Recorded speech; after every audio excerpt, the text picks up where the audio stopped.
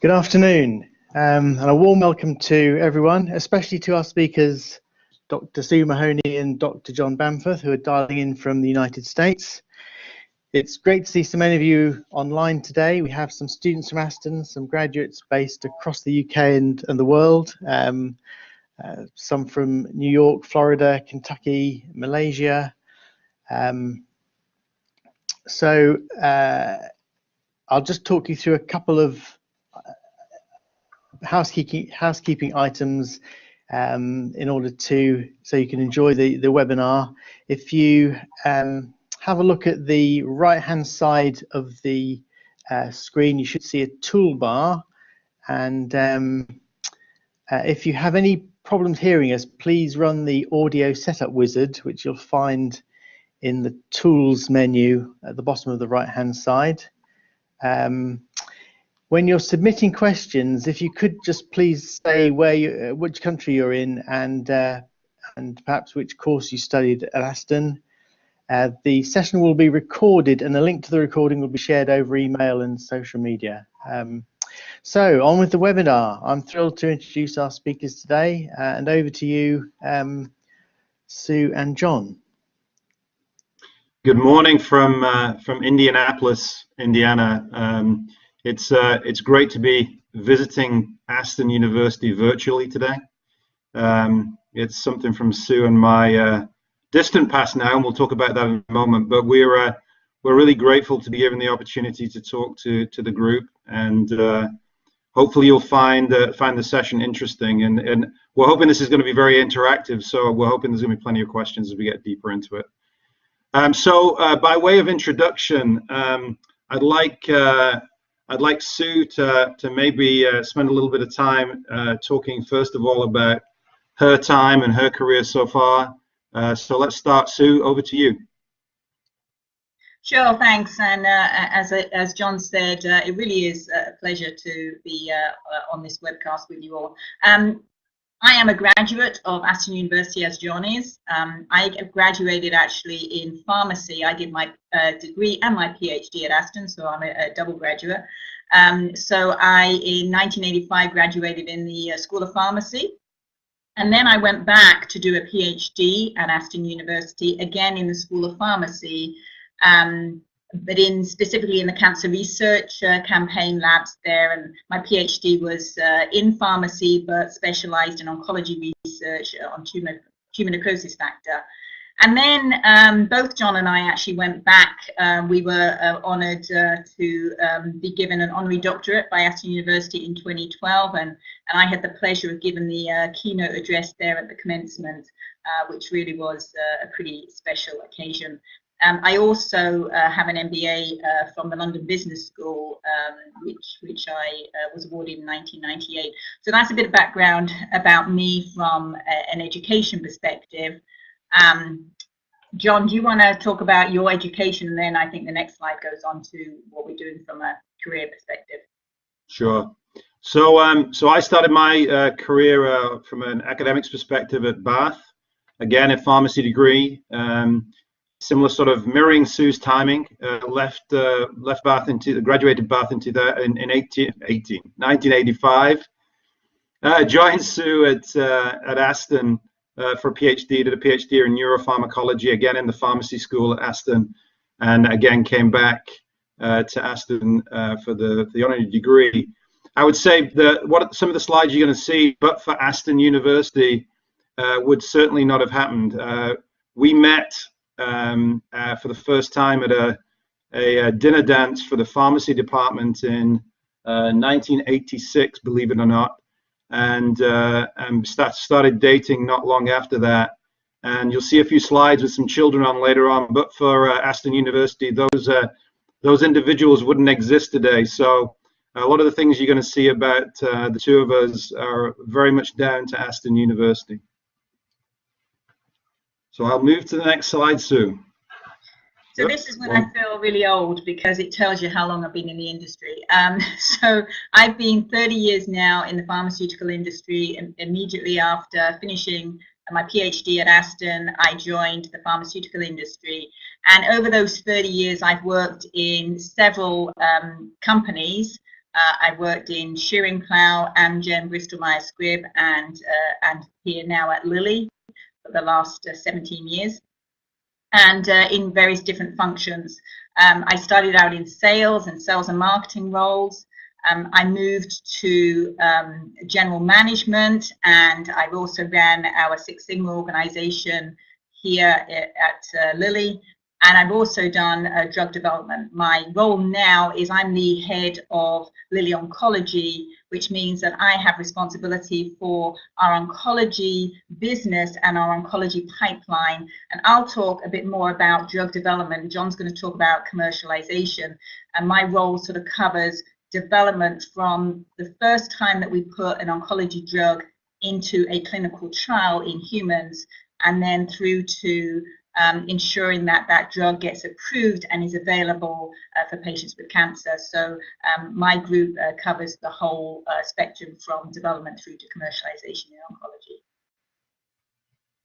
Yeah, and I would say, again, my early career mirrored very much with some of the things that Sue did early in her career. I actually have been at Lilly my entire career. I joined Lilly immediately after Aston, and started like Sue actually in sales back then. And actually, maybe we can talk about this later, but for many people it was an unusual move to do a pharmacy degree, a PhD at Aston, and then move immediately into a sales role. But both of us did it. I moved into a variety of marketing roles not long after that, and my career has been really deeply engrossed into marketing as an expertise, and have moved over to the US in 2001, having started with Lilly in the UK, and have had a variety of roles over here, a large part of which have been in global marketing, but also had a 4-year assignment running marketing in our US business. My job right now is Chief Marketing Officer for one of the other businesses at Lilly, which we call the biomedicines business, which involves neuroscience and immunology. And so I've done that role now for just over a year. So Sue, do you want to talk about these individuals? Yeah, sure. So we talk a bit about our professional life. Well, this kind of sums up our personal life, which is all around our kids and our pets. So we have 2 children, Rebecca, who's with her friend. She's the girl in the right hand, the far right, with you can see her blue shoe. That's Rebecca. She is she'll be 17 actually on Saturday, which is kind of a scary thought. And she is a junior in high school here in Indianapolis. So what that means is that she's now looking to colleges and will be applying to colleges at the end of this year. So our big objective this year is to make sure that we're helping Rebecca with her applications for colleges. She's a very dynamic girl. She loves sports. She plays basketball, she plays soccer, she's very driven, and she's just a really fun person to be around, except in the mornings when she's tired, which is kind of, she takes after her mum on that one. And then on the right you can see Thomas. He's our son, who is actually a first year, so a freshman at college, and he is in Emory University in Atlanta, and again is again, we're very biased, but is a great human being. It's fantastic watching him grow and make decisions. He is studying something that is available in the US, which is called liberal arts, which allows him to do a number of things, and then he's going to specialize in business. His passion is twofold. You can see clearly in the picture, he is passionate about soccer. He is a Man City fan, and he's a very passionate Man City fan. He also plays soccer. He, in high school, played American football too. And he is very passionate about theatre.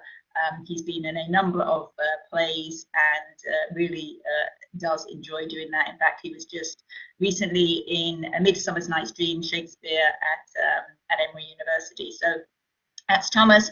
And then on the bottom left hand, those are our 2 dogs, Lucky and Lingo. The little one is Lucky. don't be mistaken by her size. She is the one that basically rules the house. And Lingo is the sweet one who is 2 years older than her, but pretty much gets bossed around by her.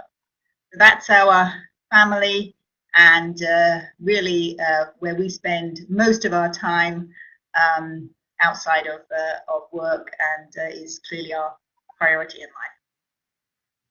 Yeah, I would add they are, hopefully you can still hear our English accents. I hope it's not become too Americanized. But you would not say that if you met the two kids. Rebecca was 9 weeks old when we came to the US. Thomas was about 2. And so they are very American. You would not be able to tell. In fact, Thomas's attempt in theater to do an English accent is pretty appalling. So they are very American. Just in terms of context to what we thought we'd talk about, and this will not take, these presentations will not take very long because we want to obviously get to questions sooner rather than later, but we thought we'd divide the presentation into 2. As we said, our careers really took a divide about halfway through, and while Sue still has responsibility for the commercialization part of our oncology business, I think one of her passions is developing new drugs for oncology patients, for cancer patients, and she can talk to that. And she's had a lot of experience in that domain.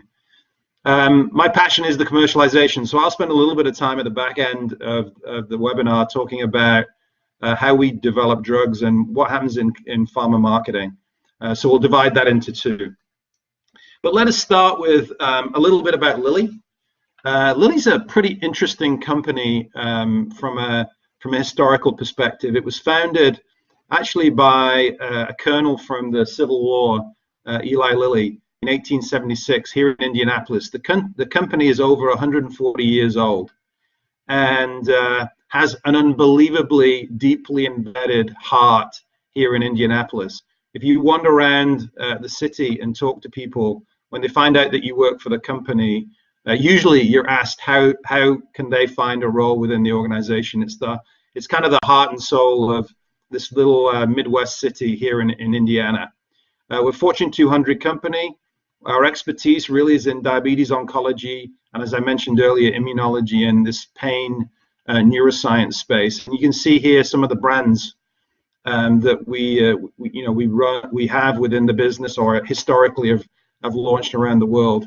We're a $20 billion, just over $20 billion business, pretty profitable, and we employ 40,000 folks all over the world. As you can see from the map, we have usually a representation somewhere in most countries around the world, not only from a commercialization perspective, but we develop drugs and research drugs around the world as well. So Fortune 200 company, pretty historical for certainly locally here in Indianapolis. And interestingly, have not really been involved in a lot of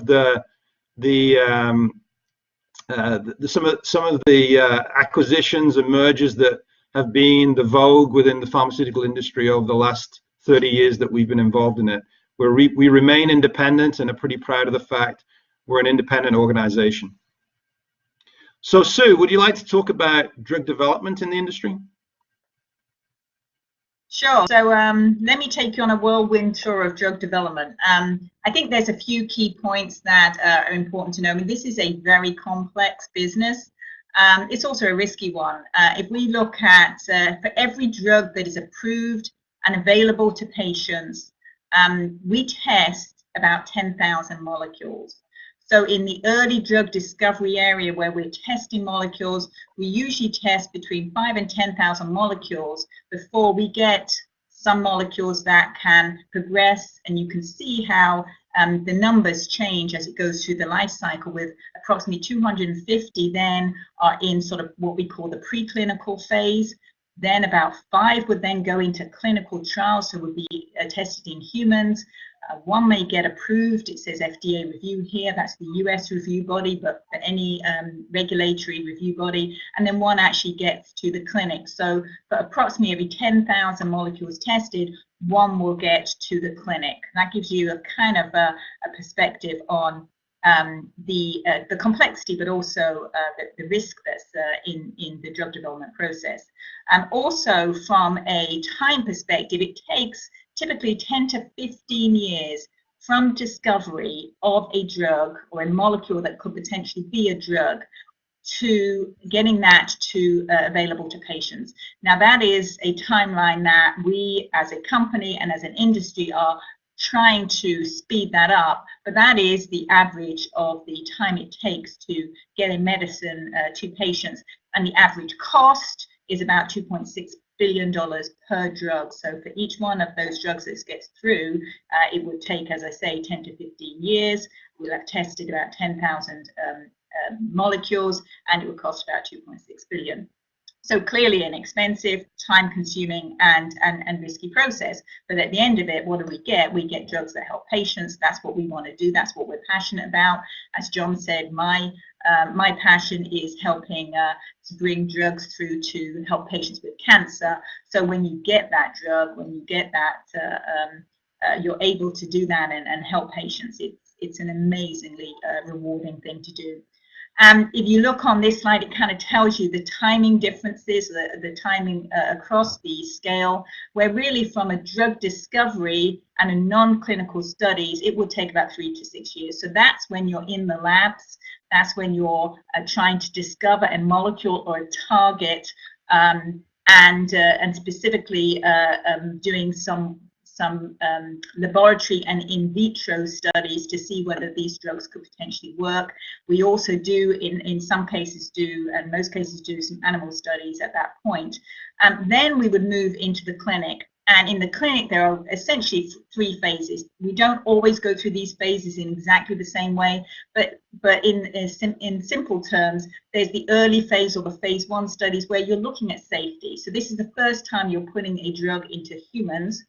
Sometimes it will be normal volunteers. Sometimes, like is the case in cancer, you will go straight into patients.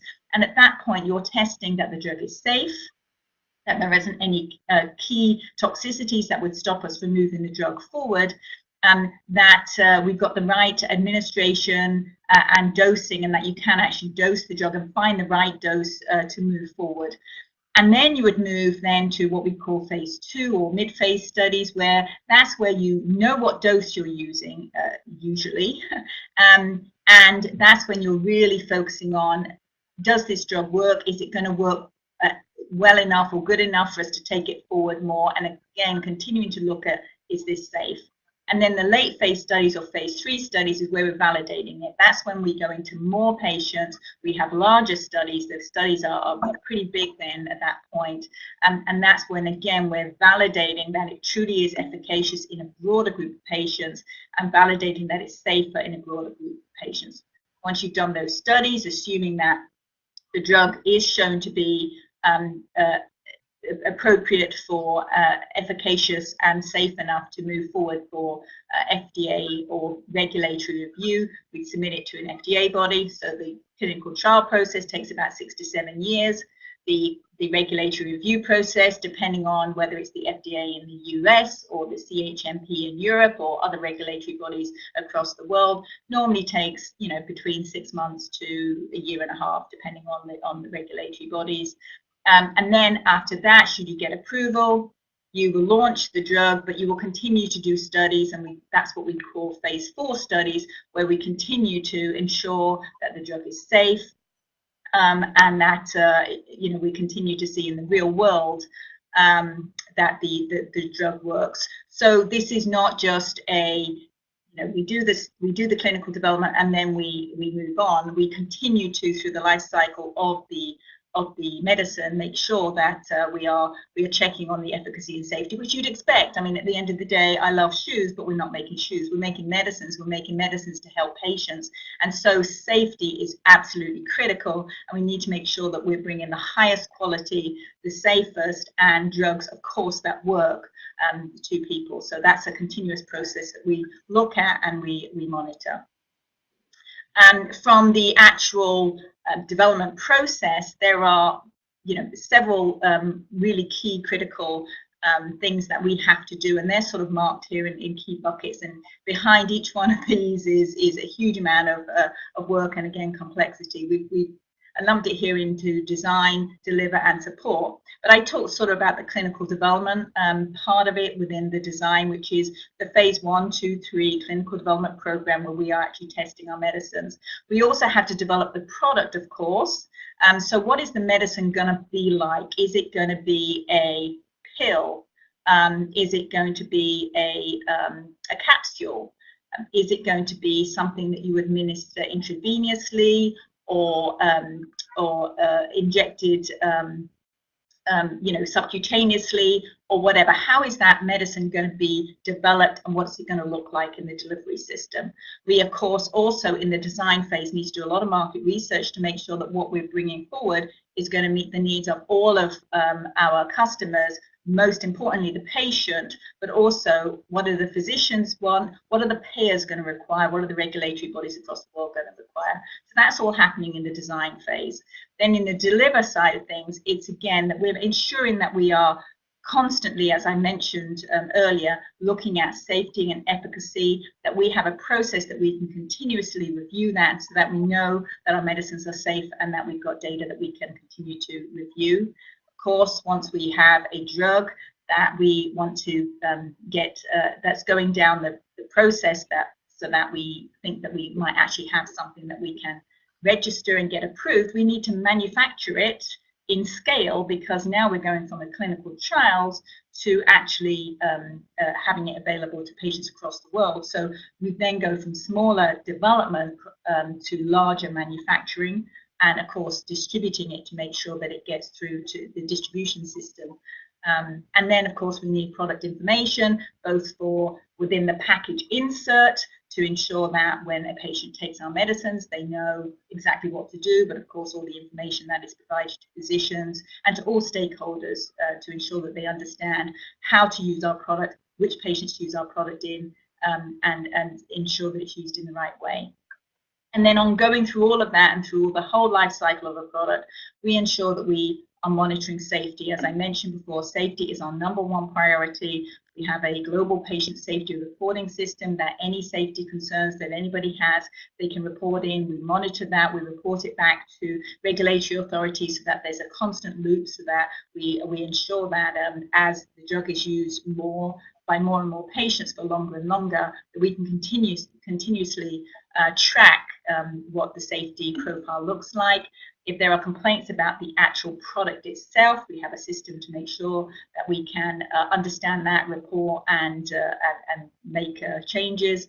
And of course, we're tracking the patient experience constantly, because, as we said, we not only have the honor to be able to help patients, but we have a responsibility to make sure that we're doing that in the right way. And so we have a continuous system to make sure that we are truly giving a positive patient experience.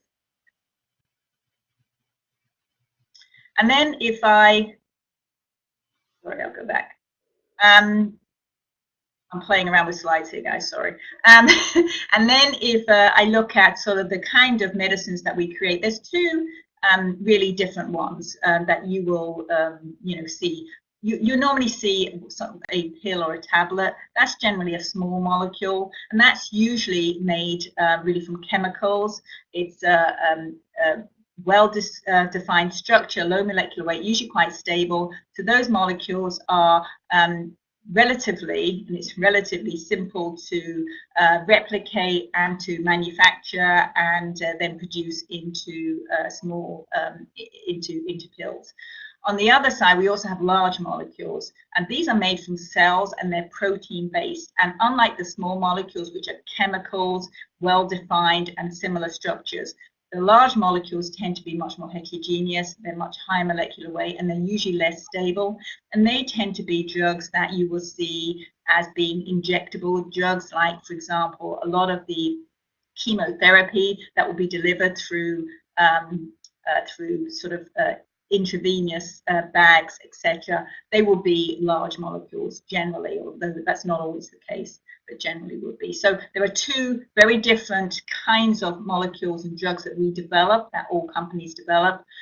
We're focused on both in our company. But the way that they are developed and the way that they are manufactured, very, very different. Just a couple of slides on what we're doing here at Lilly. And this is, I think, will be similar across the across pharma in many ways. At our company, we do, as I said, we're passionate about bringing innovation and medicines to patients. That's what we do. That's what our mission is. We have actually a very exciting opportunity over the next 10 years to potentially launch 20 new medicines. So our focus is making sure that we are bringing the right medicines to patients, and we're doing as quickly as we can and most efficiently and effectively as we can. The opportunity is exciting, but clearly we need to make sure that we continue to bring medicines that continue to truly add value in an ever-changing environment. And so our focus is on quality, as always, safety, and speed of our pipeline to ensure that we can bring them as quickly as possible to people, and in my specific area, as quickly as possible to people who are affected by cancer. And as John said, we have some key areas that we're focused on. We have 5 areas from a therapeutic focus. Neurodegeneration, Alzheimer's would be a key focus there. Diabetes, oncology in my area, and immunology and pain. We spend about 1.3 billion per year on research. If you add the development side of that, we spend about 5 billion a year. So it's a significant amount of money that is spent. And and we continue to increase that, or have over the last few years, and to ensure that the foundation of what we do, which is researching and developing medicines, continues as an organization. So that hopefully is a quick review of R&D generally, but also a very brief summary on our focus at Lilly. So over to you now, John, to talk about, oh, I've got one more slide, sorry guys, and then I'll go over to you, John, to talk about commercialization. This slide shows the R&D capabilities globally that we have across the world. We are truly a global organization, 8,000 scientists working in 11 R&D sites globally, and we have sites that specifically focused on certain areas. For example, we have an immuno-oncology hub that we have in New York. We have an immunology research and development site that is based in San Diego. We have sites, as you can see, across the world, in Asia, in Europe, and in the US. And again, really focused on ensuring that we've got scientists working on those core therapy areas that I mentioned earlier. And now it's over to you, John. Thank you. So I just had a couple of slides to talk about the commercialization of drugs. So at the end of the day, why are we doing all this work? And the reality is, as Sue has mentioned, it's all about, for us, is about the patient. One of the great things about working in the pharmaceutical industry, as you think about careers, is purpose. As Sue said, while she does love shoes, this is a true statement. The reality is, what we do every day is we're motivated by the sorts of people you see on the slide here. Sue has a little card that she keeps on her calendar every day, and the card says, "Would the cancer patient care?" In other words, it reminds her every day, as she looks at the meetings that are on her calendar, that around the world, patients are waiting for the therapies that we're trying to develop. So as marketers, what are we motivated by? We're motivated by really understanding these patients and the needs that they have. And we spend a great deal of time working with our research folks to make sure that the drugs that they're developing really will meet the needs of the patients in the various diseases that we're operating in every day. So our vision as marketers is really to understand these patients to a degree that we can provide experiences from the drugs that we develop that are really unimaginable to themselves. So, for example, if you're dealing with rheumatoid arthritis, which is a crippling disease that many of you know about, our idea is, our belief is, that we can provide, hopefully through the new medicines that we're developing, an experience in terms of treating that disease that they couldn't even imagine possible. So transforming their lives and taking them back to the life that they perhaps had before they were first diagnosed with that disease. It's aspirational, but we believe if we really understand those patients to the nth degree, we can provide those experiences in a way that can transform people's lives. And that's the purpose that we have every single day within marketing and within, frankly, the pharmaceutical industry. So what do we believe at Lilly our competitive advantage is versus other companies around the world? We've spent a lot of time trying to learn from the packaged goods industry and the way that they develop brands for their particular industry. And one of the things that they do incredibly well in market research is deeply understand the motivation of the individuals that they're trying to help. So we have a discipline within the market research that Sue described. As we start to work in a particular disease area, we spend a lot of time in market research trying to deeply understand a disease and understand the patient who has that disease and their journey with that disease. So you'll hear in our business us talk about the patient journey all the time, and it really is the impact and effect of that particular disease on a patient over the time, and that transition over time, and their interaction with the healthcare system over time. And what we found by really understanding that patient journey is we can find insights around that disease that we can satisfy with the brands that we develop. And so this idea of understanding the higher order emotional benefits that our brands can bring to patients is an integral part of how we develop brands within Lilly. And then my last slide is a little bit of a frame to how does marketing operate broadly within the Lilly organization. So we have a central marketing organization based largely here in Indianapolis, which is really about building the marketing capability across the entire organization. So it really is an enabler of the function around the world. So this is often the area where we teach marketing. So as we bring young undergraduates in from many schools around the world, this is the organization that's responsible for really taking them deep into the function and helping them understand really how we develop brands around the world and how we ensure that we develop global brands, because we're passionate about developing global brands around the world. So a brand that you would see in the US, we would hope if you saw the same brand in Taiwan, it would have the same look, feel, and approach to helping patients. The second part of the organization that we have is an organization we could describe as new product planning.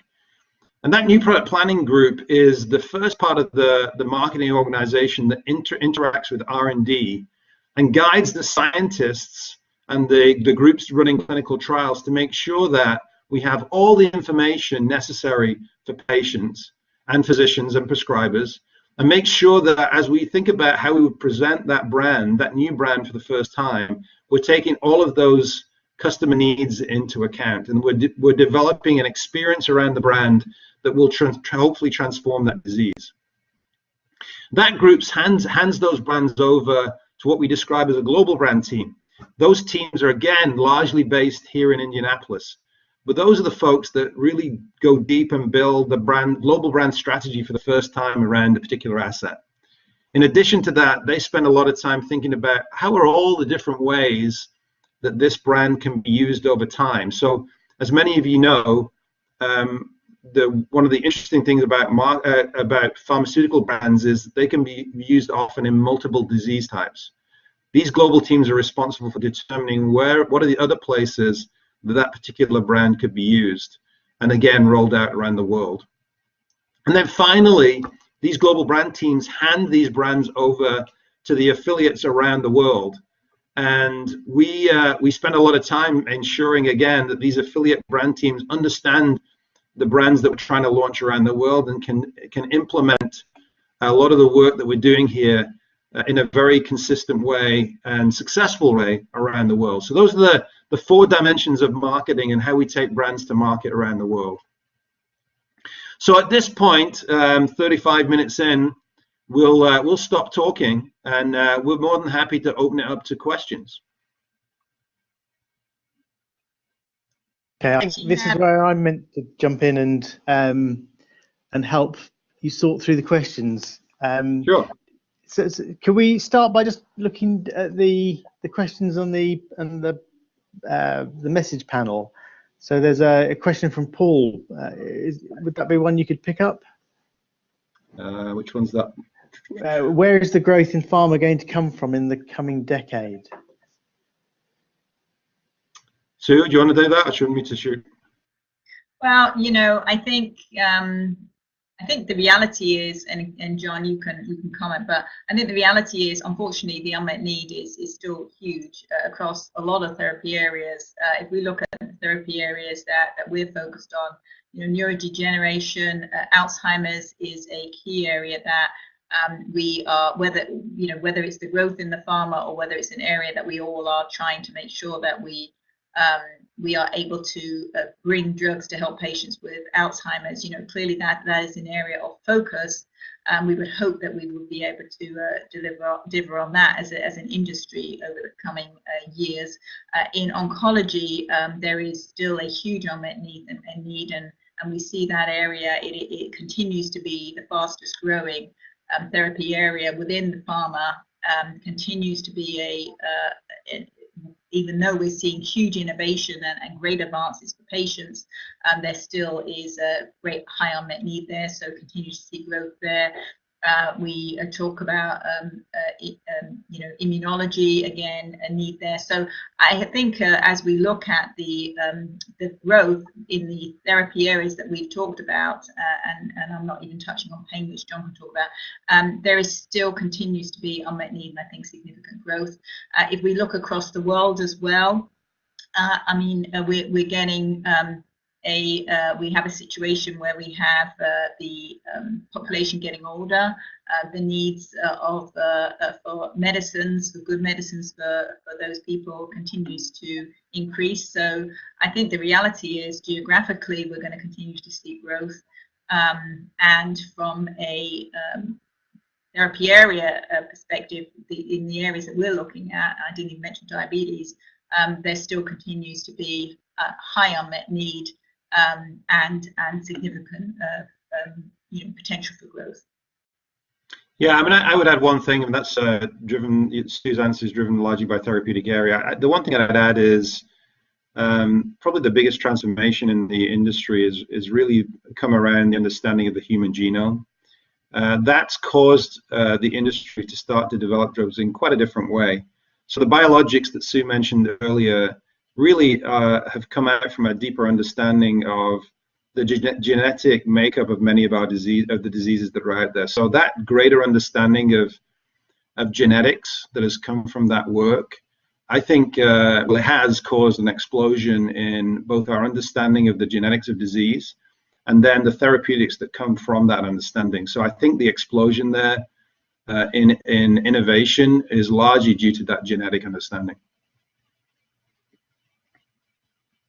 Just to follow on from that, does that translate then to these newer techniques such as CRISPR opening the gates to, if you like, a flood of new treatments, or do you think it'll be more limited than that?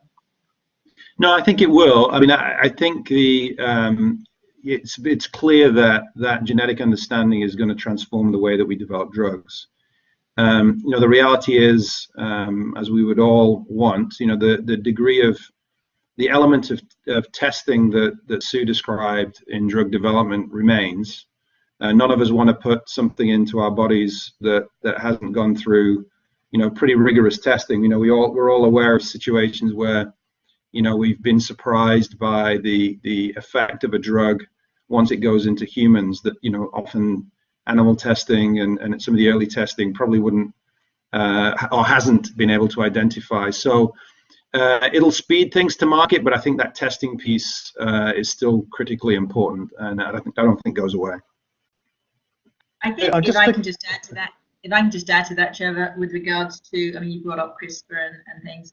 I think one of the opportunities that we have that has really changed And I think oncology is a key area that we're seeing this in, is really being able to tailor the drug to specific patients. Again, we all know that, you know, we have situations sometimes where the drugs will work, but they will work in, you know, in some patients and not all. What we're trying to do and you're seeing that through really tailoring from a genetics perspective and from true biomarker strategies to understand which patients will benefit the most from the drugs, and then develop and tailor the medicines accordingly, so that when we do have these drugs approved, that is very clear how to identify the patients, either through biomarkers, through genetic tests, etc., so that when you're being given a drug, you're given one to specifically target that gene or that target, which I think is a great advance and one that we're continuing to invest and research in across the industry. Okay, I think that answers David Brown's question about being optimistic about bespoke drugs based on understanding the fundamental mechanisms of disease. Maybe if that's not specific enough an answer, David could post the question again. So I'm just scanning down. I know I've skipped over a couple which we might come back to. So what about moving on to Paul's question? There's a lot of talk currently regarding the opportunity of health systems to make savings and thereby treat more patients for the same or less funding with biosimilars. From an originator, innovative manufacturer's point of view, what's your view of biosims? Sue, or do you want me to go? You go, and then I can add. Sure. I mean, I'll talk about generics in generality because I think it's a true statement. You know, one of I think the gifts of the pharmaceutical industry to humanity is the fact that we, generally speaking, have patent coverage for a defined period of time. And once that patent has been lost, you know, clearly many of these drugs become very inexpensive for the rest of the life of that brand. So if I think about, let's go back to the era of antibiotics. You know, the industry, when I started with Lilly, branded antibiotics were actually a core part of our business. They no longer are. Those antibiotics that we developed many, many years ago remain obviously in the market and are cents on the dollar now compared to what they were back then. And that's, I think that's a good thing. I mean, in my mind, as being able to develop drugs that eventually become relatively inexpensive, I think is something that I think the industry can be quite proud of, because it's something that humanity can use for a long time. And so my personal belief, and it's more of a personal belief, is that's down the line, that's probably going to be something similar when we get into the biosimilar space as well. Yeah, I have nothing to add. I agree completely. I mean, at the end of the day, you know, it's important to continue to bring innovation forward, that we have patent protection. That is a key point. You've seen from the presentation that I gave. It's a risky business. It takes many years. You know, for every molecule you get, a medicine, it takes 10,000. It's expensive. The reason why we can continue to do that and innovate as pharma companies is because that said, when the patent goes, we expect that generics come, whether they be small molecules or others. And that is an expectation within the industry, so that you can continue then to bring new innovation. Our focus is bringing new innovation. And then there are other companies who are focused more on generics. We both play, I think, an important role in bringing medicines to patients and into the healthcare system, and we need both.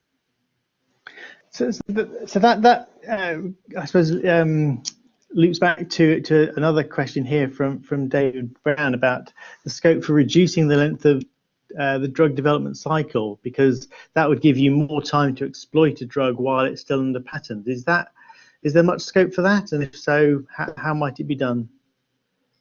Yeah, we're spending a lot of effort and time on that, and it is something that, you know, across pharma we're looking at. There's also a lot of I think support and working through with the FDA here in the US and other regulatory bodies, because that helps everybody.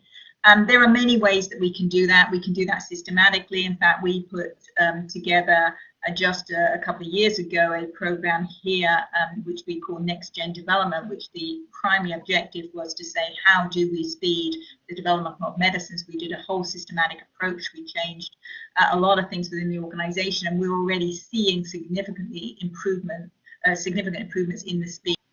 There are also other ways that you can do. Again, if I mention my area in oncology, where if we truly do see in a phase 1 study that you've got and in oncology you can see efficacy in what we call a phase 1b rather than a phase 2 study. But if you see an efficacy signal that is a really strong efficacy signal in a highly targeted, and that's where targeting and selection is very important, but in a highly targeted and selected patient population, at that point you can actually speed the development of the drug through to a registrational study.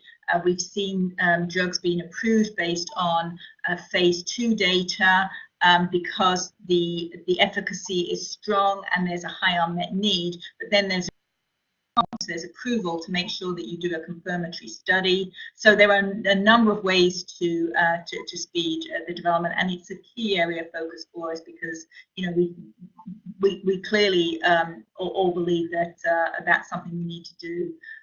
So there are plenty of opportunities. It's still for obvious reasons, a highly regulated and complex process. We would hope it would be, because again, it's about medicines. But there are certainly opportunities that we're looking at to continue to speed the process. Another element to this, which I'd like to just explore briefly, which is that I've heard it said that brand is the only sustainable competitive advantage. And the context for that was actually in an engineering company where they'd been very successful exploiting patents.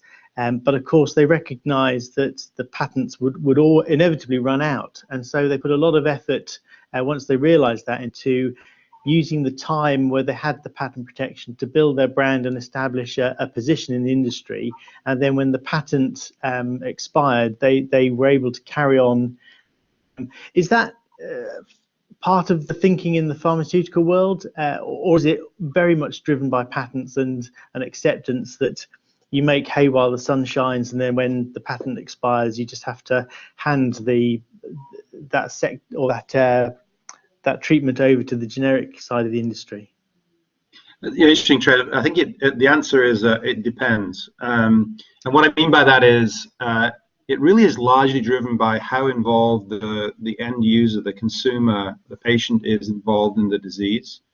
So we have a range of brands, and in Sue's world, in many ways, the oncologist, understandably, is heavily involved in treatment decisions. There's a role for the patient, no doubt.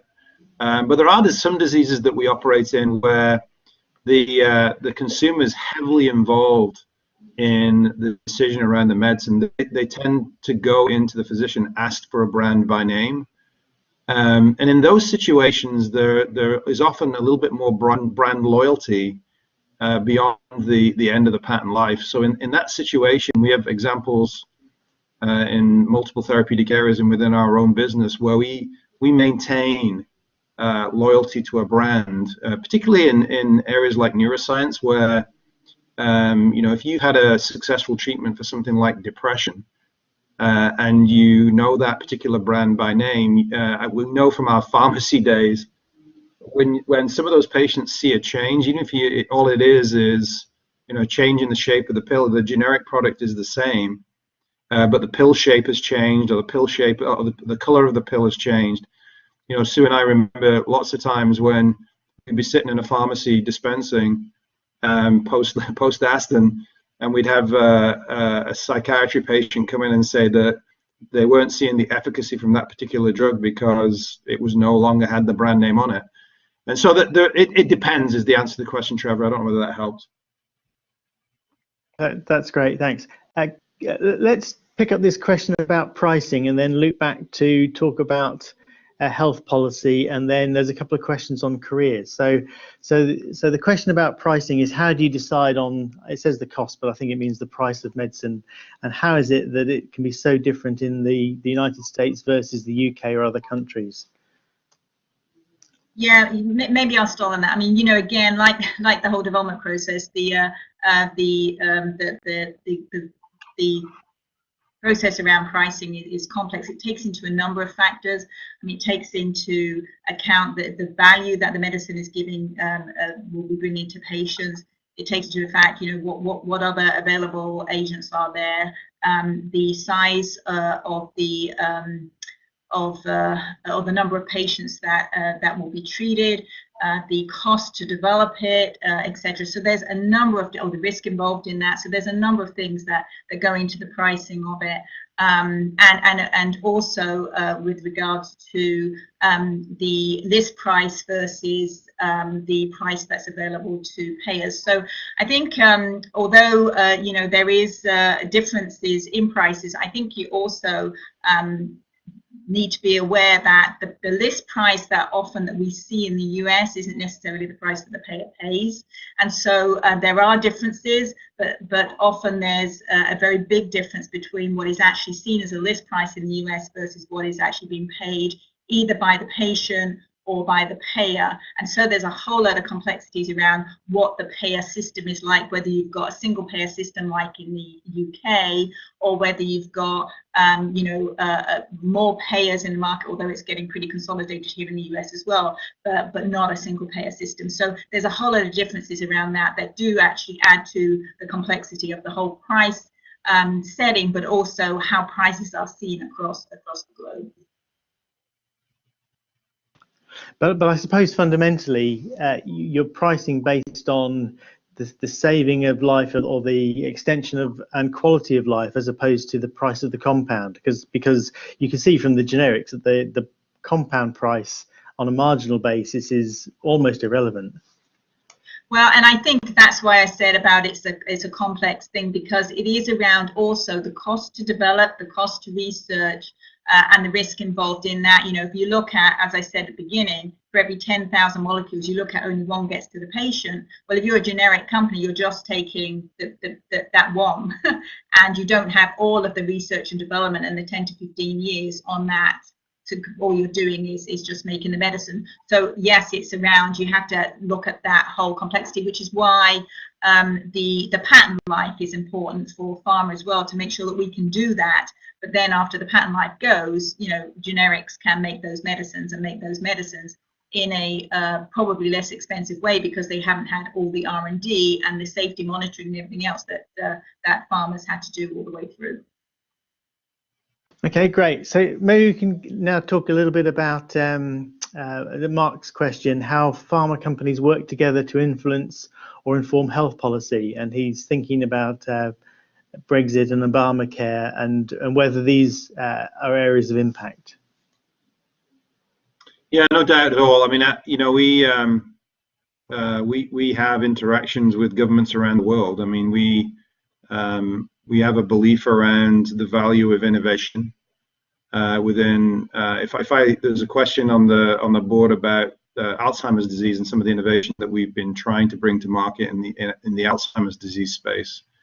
You know, how we go about treating diseases like that are going to be major impacts on the economies around the world is something that's incredibly important to us, and setting things up in a way that is appropriate for a particular disease is something we're very passionate about. And so yeah, we talk to governments around the world all the time.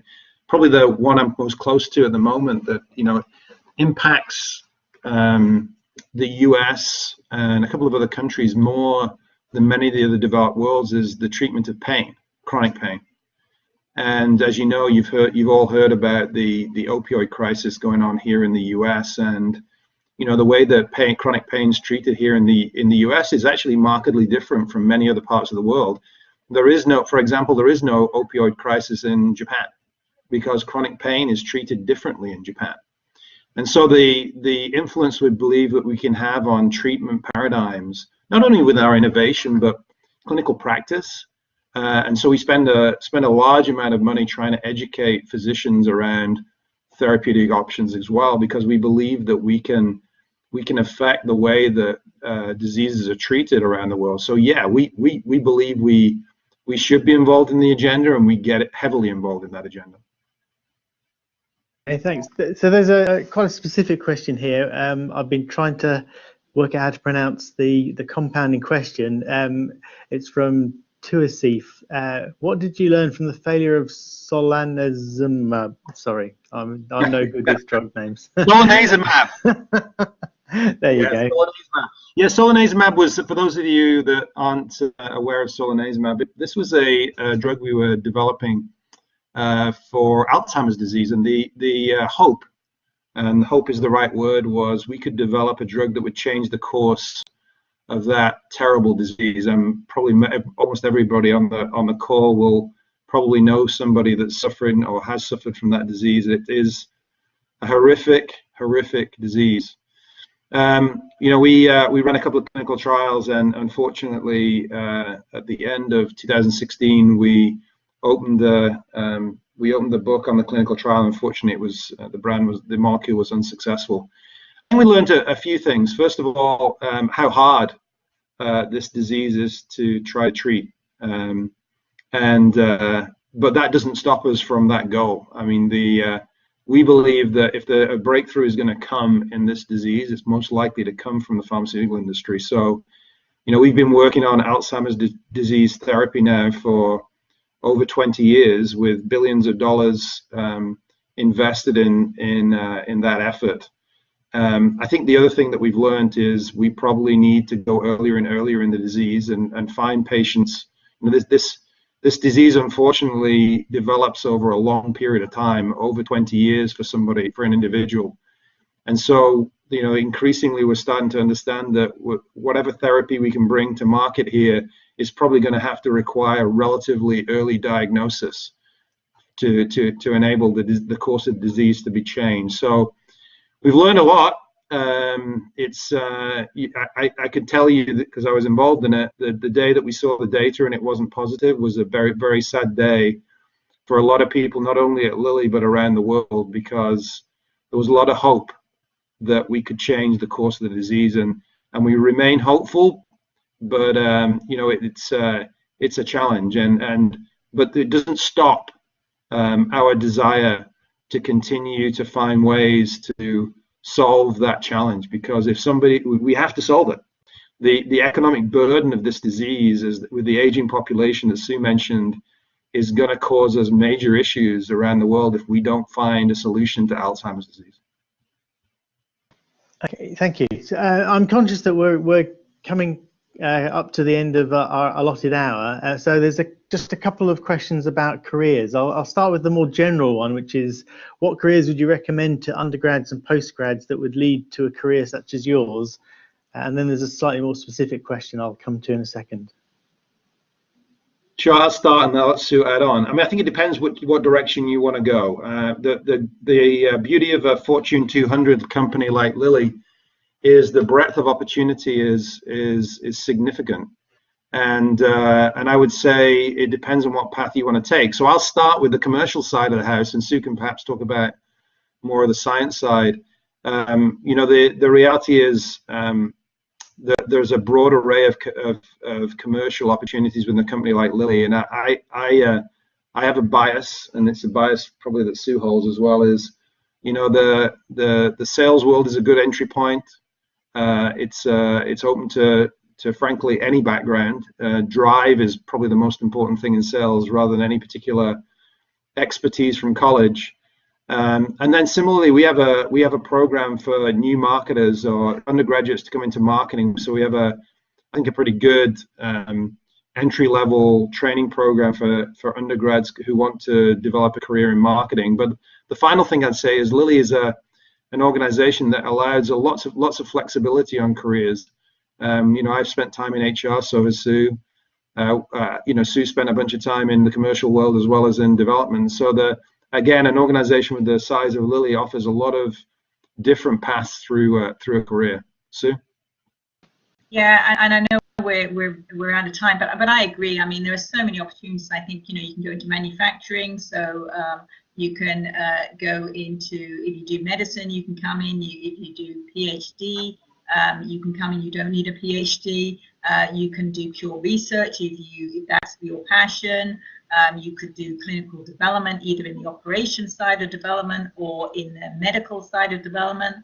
We have medical affairs, which is more around how to communicate to physicians around the you know, the safety and efficacy of our drugs, etc. So there are so many different ways of entry and also opportunities that I think the beauty is that you don't have to hone in and say there's only one way, and that's not the case. Well, very conveniently, I think that answers the question I was about to ask about how you can get into the pharmaceutical industry without a PhD, but with an MPharm. So accepting that that's been adequately answered, I think we're at the point where I'd like to thank you very much for joining us and for all your input. I'd like to thank everyone in the audience, especially those who've asked questions. Thank you very much indeed.